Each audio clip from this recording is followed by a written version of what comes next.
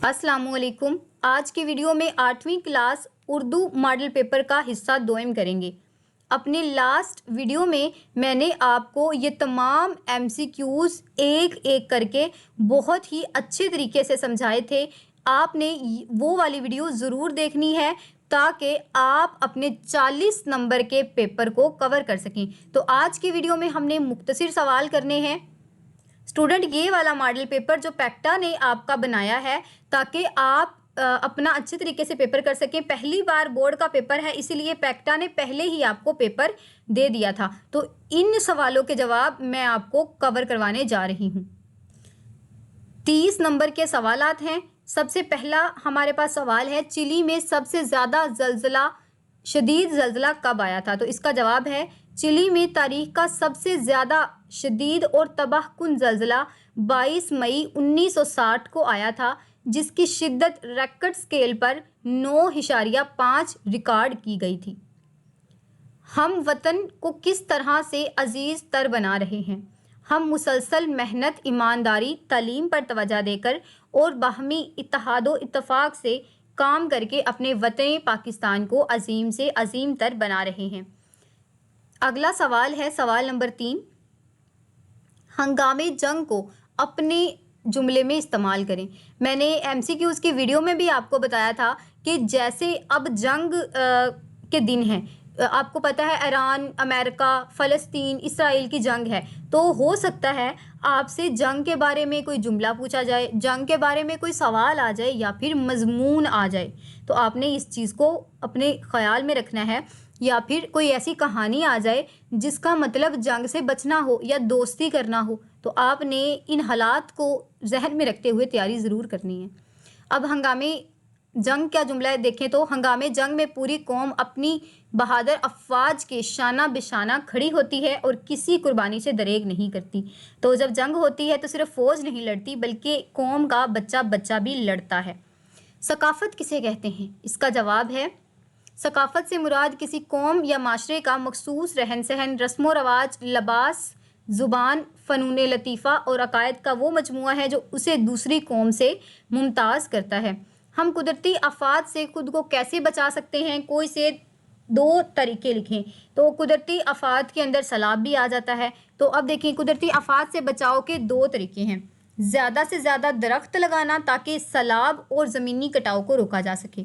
ये जो ज़मीनी कटाव होता है ना, उसमें ज़मीनें धंस जाती हैं नीचे, जिसे हम दलदल भी कहते हैं। इसी तरह नदी नालों पर डैम और मजबूत हफाजती बंद तमीर करना ताकि पानी महफूज रह सके। यहाँ पर एक लाइन दी हुई है, काटो तो बदन में लहू नहीं। इसका मफहूम क्या है? ये एक मशहूर मुहावरा है। इसका मफहूम है शदीद खौफ, घबराहट या इंतहाई हैरानी के आलम में सुन्न हो जाना। जैसे डर के मारे इंसान के जिस्म का खून खुश्क हो जाता है। मिसाल के तौर पर कोई चोर चोरी कर रहा था तो अचानक से पुलिस आ गई, तो उसकी हालत क्या हो जाती है? उसके लिए हम कहते हैं कि पुलिस के आने पर चोर ऐसे हो गया कि काटो तो बदन में लहू नहीं। मेजर शब्बीर शरीफ को किन 2 एजाज़ात से नवाजा गया? तो इनके कौन से 2 एजाज़ात थे? मेजर शब्बीर शरीफ शहादत की बेमिसाल बहादुरी पर इन्हें पाकिस्तान के सबसे बड़े एजाज़ निशान हैदर और उससे पहले सितारा जुर्रत से नवाजा गया था। दुरुस्त अराब के मदद से तलफ़ुज़ दुरुस्त करें। ज़ियाफ़त, शफ़ाअत। तो हमने अब इसका अराब लगाने हैं। ये देखें, ज़ियाफ़त के क्या होगा? ज़्वाद पर ज़बर, आइन के नीचे ज़ेर, और शफ़ाअत के ऊपर क्या होगा? शीन पर ज़बर आएगी, फ़ा पर ज़बर और आइन पर ज़बर। तो इस चीज़ को आपने ख्याल में रखना है। अब एक और अहम पॉइंट, आपने देखा कि ये सवाल आपसे कहाँ से पूछे जा रहे हैं? आपके बुक के अंदर से, बुक के मुख्तसर सवाल। और इस बात को भी याद रखें कि ये सवाल आपकी जो बुक का सबक होता है ना, जिसे आप रीडिंग कहते हैं, उसके अंदर जो सवाल दिए होते हैं वो भी अहम हैं, तो आपने उनको भी देखना है। और आप ये भी देख रहे हैं ना कि ये आपकी एक्सरसाइज से ही आ रहा है, बाहर से कुछ भी नहीं आ रहा। کھیل کے صحت پر اثر ہونے والے 2 اثرات تحریر کریں۔ تو کیا اثر ہوتا ہے؟ جسم کے پٹھوں کو مضبوط اور توانا بناتے ہیں، جس سے انسان چست رہتا ہے۔ کھیل ذہنی دباؤ اور پریشانی کو کم کر کے انسان کو تازہ دم اور خوشگوار رکھتا ہے۔ موسم بہار کا منظر 2 جملوں میں واضح کریں۔ اب جب بہار آتی ہے، آپ کو پتہ ہے کہ یہ جو مہینے چل رہے ہیں یہ بھی بہار کے ہیں، تو یہ موسم کیسا ہوتا ہے؟ آپ اس موسم کے بارے میں لکھیں کہ موسم بہار میں ہر طرف رنگ برنگے اور خوبصورت پھول کھل جاتے ہیں، جن کی خوشبو سے فضا معطر ہو جاتی ہے، درختوں پر نئی کونپلیں پھوٹتی ہیں اور پرندے خوشی سے شاخوں پر چہچہاتے ہیں۔ نظم درس عمل کے مطابق ہر مرحلے کو سہل بناتے چلو سے کیا مراد ہے؟ یہ آپ نے نظم پڑھی ہے درس عمل، تو اس سے کیا مراد ہے؟ اس سے مراد ہے زندگی کے سفر میں جو بھی مشکلات یا رکاوٹیں پیش آئیں ان سے گھبرانے کی بجائے اپنی ہمت، عقل اور محنت سے حل کرو اور راستہ آسان بناتے چلو۔ تو آپ کے لیے بھی یہی ہے کہ آپ نے جب پیپر دیکھنا ہے تو آپ نے گھبرانا نہیں ہے، آپ نے اپنی ہمت، عقل اور اپنی مائنڈ پاور سے اسے حل کرنے کی کوشش کرنی ہے۔ اتنی اچھی باتیں میں آپ کو بتا رہی ہوں۔ اسٹوڈنٹ پیارا سا کومنٹ کریں، جلدی سے ایک اچھا سا کومنٹ کریں۔ اب نیکسٹ ہم چلتے ہیں، ایک اچھا معاشرہ خواتین کو کس طرح کے حقوق دیتا ہے؟ کس طرح کے حقوق دیتا ہے ایک مہذب اور اچھا معاشرہ؟ خواتین کو تعلیم کے مساوی حقوق جیسے باعزت روزگار، وراثت میں حق اور عزت و احترام کے بنیادی حقوق فراہم کرتا ہے تاکہ وہ ملک کی ترقی میں کردار ادا کر سکیں۔ یہاں پر تلمیحات دی ہوئی ہیں۔ آب زمزم اور کوہ طور کا تعلق کن نیک شخصیات سے تھا؟ آب زمزم آپ کو پتہ ہے کس سے تعلق تھا؟ حضرت ابراہیم علیہ السلام، بی بی ہاجرہ، اور کوہ طور حضرت عیسیٰ علیہ السلام اور حضرت موسیٰ علیہ السلام۔ کوہ طور وہ جگہ ہے جہاں حضرت موسیٰ علیہ السلام اللہ تعالیٰ سے ہم کلام ہوتے تھے۔ تو یہاں پر آپ دیکھیں آب زمزم کا تعلق اسماعیل اور ان کی والدہ ہاجرہ علیہ السلام سے تھا، جبکہ کوہ طور کا تعلق حضرت موسیٰ علیہ السلام سے تھا۔ درجہ ذیل غلط جملوں کو درست کر کے لکھنا ہے۔ غلط جملہ کیا ہے؟ سیلاب ایک قدرتی آفت ہے، تو آفت ایسے لکھا جاتا ہے۔ اب جن بچوں نے اردو بڑی لکھی ہے، لکھ کر دیکھی ہے اور بہت اچھے طریقے سے پڑھی ہے، ان کو تو پتہ ہے کہ آفت کیسے لکھتے ہیں، الف مدہ فت فت آفت، تو یہ درست جملہ ہے۔ جی چاہا تو ضرور آؤں گا، اب دیکھیں یہاں پر کیا غلط ہے، یہاں پر آپ کا یہاں پر نے ہے، جی نے چاہا، تو جی نے چاہا نہیں ہوتا، جی چاہا تو ضرور آؤں گا درست جملہ ہے۔ اسلم نے لاہور جاتا ہے، اسلم نے لاہور جاتا ہے غلط جملہ ہے، اس کا درست کیا ہے؟ اسلم نے لاہور جانا ہے یا اسلم لاہور جاتا ہے۔ میرے گھر کے پاس ایک دکان ہے، تو دکان تو لفظ نہیں ہوتا نا، میرے گھر کے پاس ایک دکان ہے، دال کاف الف کا نون۔ بیماریاں انسانی صحت کے لیے خطرہ ہیں، تو خطرہ ایسے ہوتا ہے؟ نہیں، خطرہ خیت توئے رہرا خطرہ، تو یہاں پر خطرے کا لفظ آپ نے ٹھیک کر کے لکھنا ہے۔ اچھی حکمت عملی سے نقصانات، اب نقصانات یہاں پر غلط لکھا ہوا ہے، آپ نے نقصانات کی املا ٹھیک کرنی ہے۔ فلاحی ادارے عوام کی خدمت کرتے ہیں، فلاحی ادارے عوام کی خدمت، اب یہاں پر کیا غلط تھا؟ فلاحی ہے یہاں پر نقطے والا نہیں تھا بلکہ ہے جیم چے ہے والا ہے تھا۔ تو اب اسٹوڈنٹ یہاں پر پریشان ہو رہے ہوں گے کہ مس ہم یہ کیسے ٹھیک کریں گے املا، اب یہ تو ہماری بک میں کہیں ہے ہی نہیں، تو آپ کی جو ریڈنگ ہے آپ نے اسے آنکھیں کھول کر پڑھنا ہے، آپ نے رٹے نہیں لگانے، جو آپ کی بک میں ریڈنگ ہے نا آپ نے بک کھول لینی ہے، ہاتھ میں کچی پینسل پکڑ کر جہاں پر بھی مشکل لفظ آتا ہے آپ نے اسے انڈر لائن کرنا ہے، اسے پڑھنا ہے، پھر آپ نے اسے کاپی پر لکھنا ہے۔ تو یہ کام اگر آپ کرتے ہیں 1 گھنٹہ لگے گا، صرف 1 گھنٹہ، تو آپ اپنے یہ نمبر سیکیور کر سکتے ہیں۔ اب ہم چلتے ہیں بچوں، نیکسٹ ہمارا ہے تفصیلی جواب۔ ہاں جی، تو یہاں پر آپ سے کہا جاتا ہے کہ کسی ایک کا خلاصہ لکھیں۔ آپ کے پاس 2 چیزیں دی ہوتی ہیں، 2 چیپٹر دیے ہوتے ہیں۔ سب سے پہلے تو تھا میجر شبیر شریف شہید، اور دوسرا ہے خواتین کا احترام اور مقام، تو آپ نے ان دونوں کا خلاصہ لکھنا تھا۔ اب میں نے ان دونوں کا ہی دے دیا ہے تاکہ آپ کے 2 چیپٹر تو کمپلیٹ ہوں گے نا۔ اب آپ نے کیا کرنا ہے، میری ویڈیو کو یہاں پر روکیں، یہاں پر روک کر اپنی کاپی پر اس خلاصے کو نوٹ کر لیں۔